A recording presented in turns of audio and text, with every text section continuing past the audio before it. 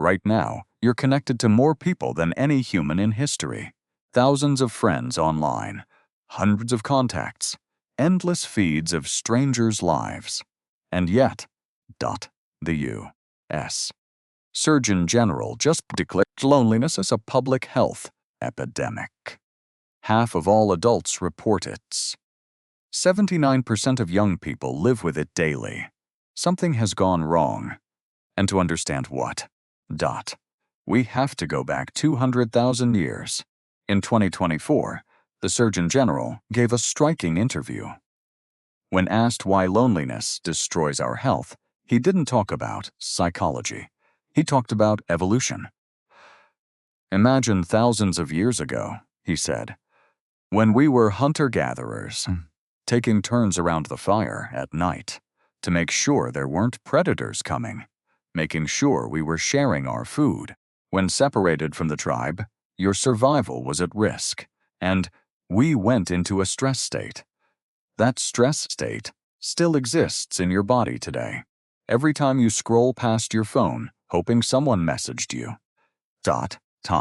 You sit alone in your apartment on a Friday night.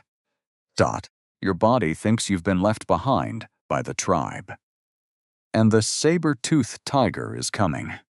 Tonight we're going to look at 4 things ancient humans did every single day. That we have almost completely abandoned. 4 cures for a disease our ancestors never had a name for. Because they never needed one. The first thing they had was the fire.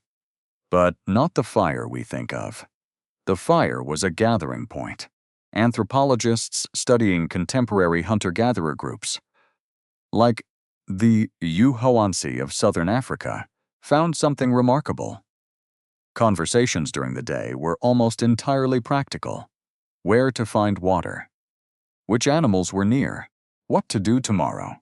But at night, around the fire, 80% of conversation became stories, songs, spiritual reflection, connection, every single night for 200,000 years.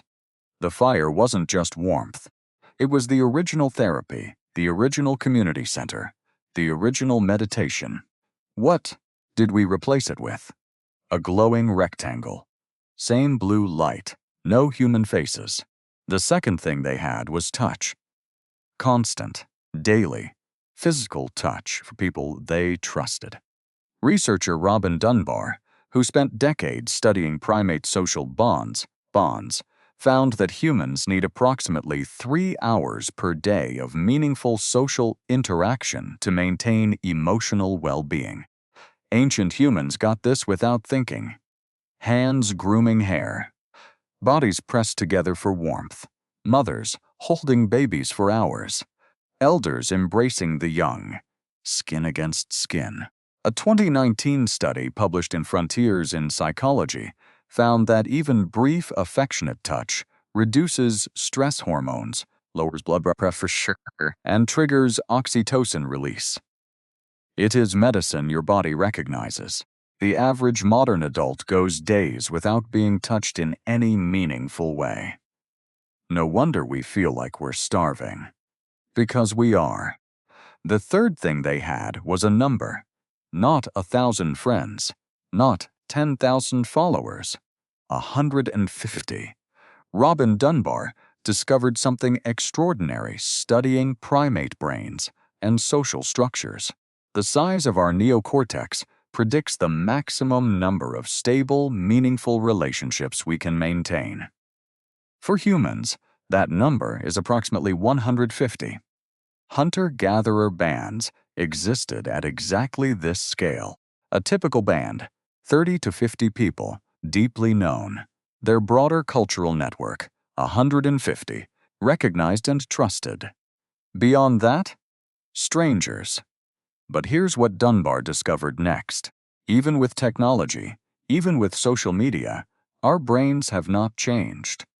We still cannot maintain more than 150 real connections. Whatever we tell ourselves. So when you scroll past 5,000 friends on Instagram, Your nervous system isn't seeing 5,000 friends. It's seeing 4,850 strangers. And it's getting confused and tired and lonely. The fourth thing they had was the night story.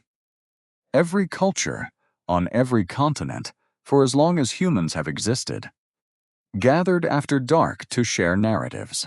Anthropologist Polly Wiesner studied the Juhansi of Botswana for 30 years. She found that nighttime stories were the primary way the community processed grief, taught children, planned the future, and remembered the dead. Not just entertainment. Identity. When you heard the night stories, you knew where you came from.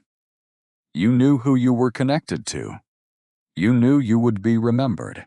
What did we replace this with? Streaming services. Strangers performing for invisible audiences. The story flows past. But it's not about us. And nobody at the end of it knows our name. So here's the truth about loneliness. Your body is not broken. Your nervous system is functioning exactly as it evolved to function. When you feel lonely on a Sunday afternoon, when you feel hollow after dinner alone, when you wake up at 3 a.m., wishing someone would just check on you, that feeling is 200,000 years of evolution speaking through your bones, saying, you were not built for this kind of life. Right now, you're connected to more people than any human in history. But your body remembers the fire. It remembers the touch. It remembers the 150. It remembers the night stories. Every cell in you is asking for these things. Not because you are weak, because you are human. And humans were never meant to be alone. Next video. How did ancient humans deal with anxiety? Because loneliness isn't the only modern epidemic with an ancient cure. Every modern struggle has a story, and your body remembers all of them.